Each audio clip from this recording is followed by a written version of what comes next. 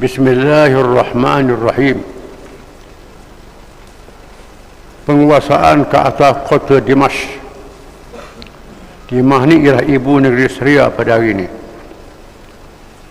Gerakan ketenteraan di wilayah Syam pada zaman Khalifah Umar radhiyallahu an dianggap sebagai fasa kedua selepas kejayaan yang dicapai pada zaman Khalifah Abu Bakar radhiyallahu an, terutamanya selepas kemenangan besar di medan Yarmouk yang terkenal. Zaman Abu Bakar, selepas jatuh Parsi, Abu Bakar arah supaya serang Syam.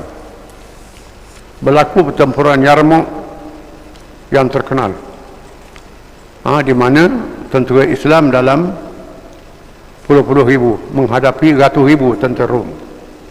Ada kata sampai 1 juta.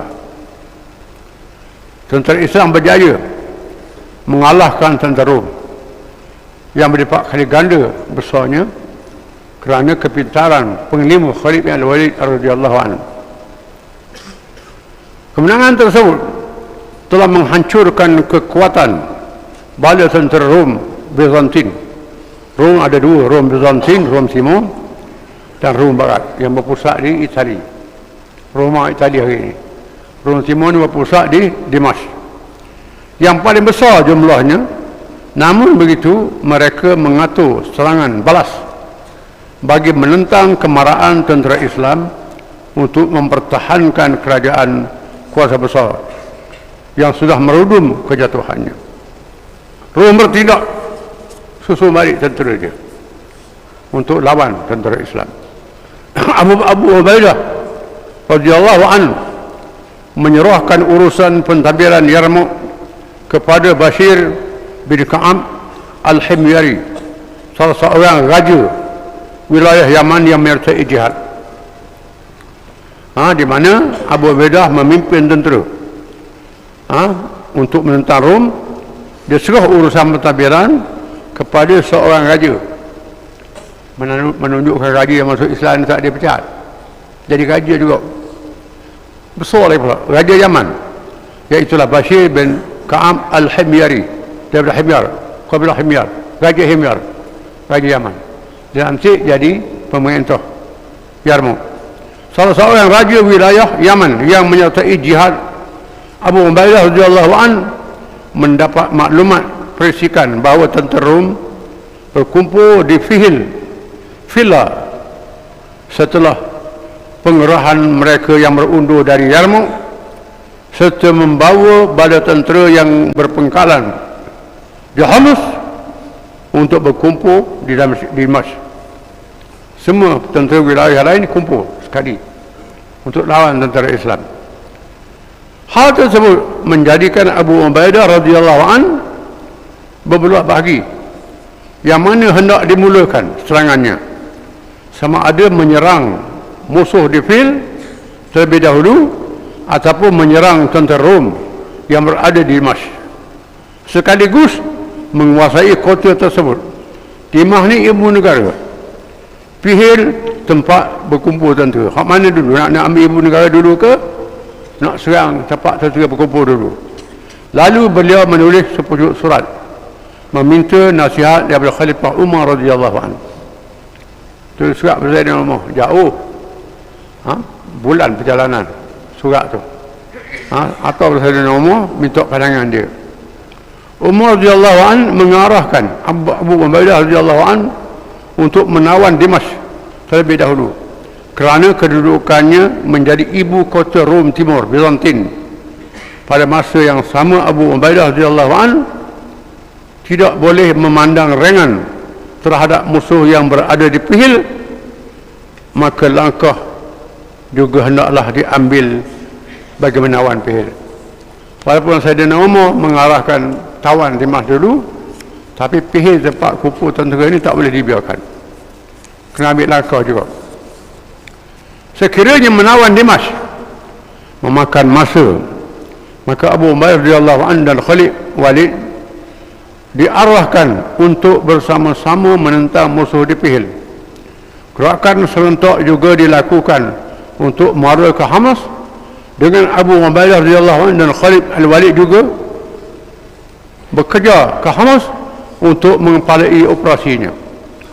Umar radhiyallahu an menegaskan bahawa yang terbaik ialah dapat mengalahkan musuh di pengkalan mereka di Pihil terlebih dahulu. Namun begitu, menguasai Dimash yang menjadi pusat kerajaan Rom juga adalah sangat penting. Walaupun Pihil ini pengkalan tentera dia perlu dikalahkan, tetapi tawan ibu negara pun penting juga. Abu Ubaidah radhiyallahu an membagikan 3 pasukan untuk beroperasi serentak, dengan beliau sendiri mengepalai operasi menawan Dimash. Adapun tentera yang menyerang pengkalan Rom di Pihil diketuai oleh Abu Anwar As-Sulami, Amir bin Hatmah, dan beberapa orang penglima yang halal. Manakala Zulkhila pula ditugaskan di antara Dimash, di utara Dimash, untuk menuju ke arah Hamas. Abu Khila ini salah satu raja juga, raja Yaman, supaya menguasai tentera menyerang Hamas, utara Dimash. Raja Rom mengarahkan penduduk tempatan supaya menentang kemarahan tentera Abu Ubaidah radhiyallahu anhu ke kota Dimash. Tiba-tiba mereka membiarkan kemarahan tentera Abu Ubaidah radhiyallahu anhu kerana bantahan mereka terhadap layanan zalim oleh kerajaan Rom yang selama ini. Tiba-tiba penduduk Dimash tak sokong Rom, tak sokong kerajaan yang mengetahui menjajah dia, kerajaan yang zalim. Sokong kedatangan tentera Islam.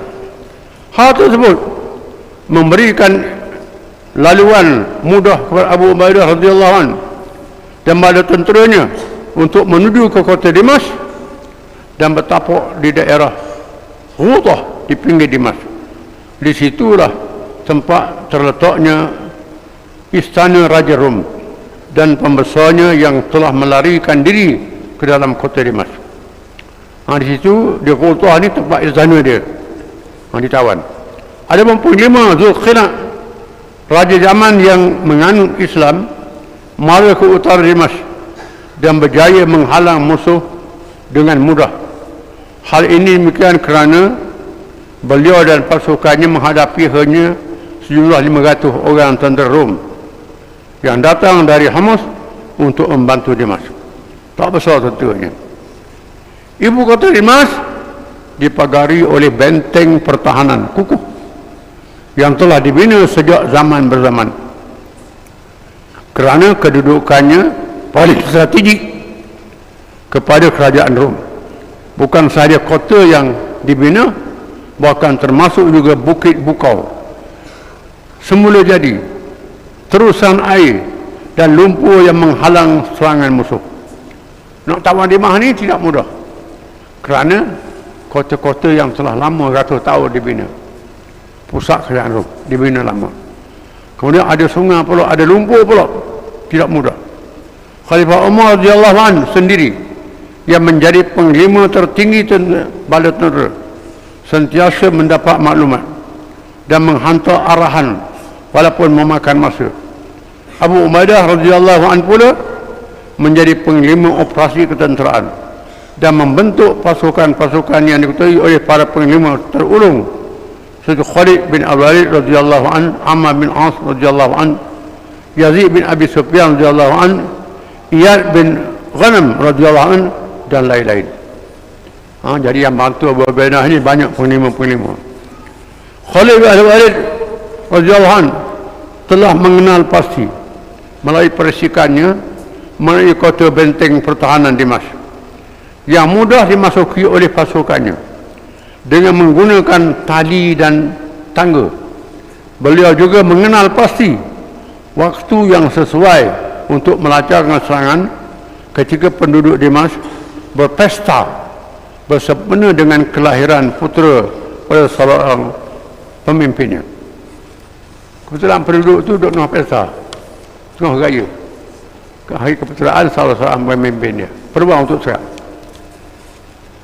Rom menganggap bahawa Dimash tidak mungkin ditawan kerana benteng pertahanannya yang kebal dan musim sejuk yang tidak mampu ditanggung oleh bala tentera Islam. Kebetulan benteng dia kukuh, kota ada, musim sejuk pula. Tak mudah nak tawan. Mereka tidak menyedari adanya kekuatan iman yang membawa kepada pertolongan Allah SWT dan perancangan strategi yang baik oleh pihak tentera Islam. Mereka tak sedar orang Islam ni kuat iman, tak berlari sejuk pun, berperang juga, tak boleh payah, strategi pula baik. Akhirnya serangan tentera Islam mencapai kejayaan dan kota Dimas berjaya dikuasai sepenuhnya. Kotanya yang teguh gagal menghalang kemarahan tentera Islam. Harapan Raja Rom kepada benteng pertahanan Dimas hancur berkecai. Maka terpaksalah mereka bertahan di Pihil dengan lemah semangat kerana ibu negaranya sudah ditawan. Peristiwa ini berlaku pada tahun ke-13 Hijrah.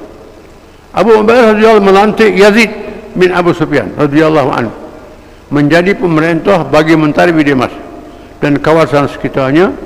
Adapun Abu Ubaidah radhiyallahu memimpin bala tentera bersama para panglima yang lain menuju ke Pihil untuk menyertai pasukan tentera lain Islam yang sedang mengepung tentera Rom yang sangat besar jumlahnya. Wallahu a'lam.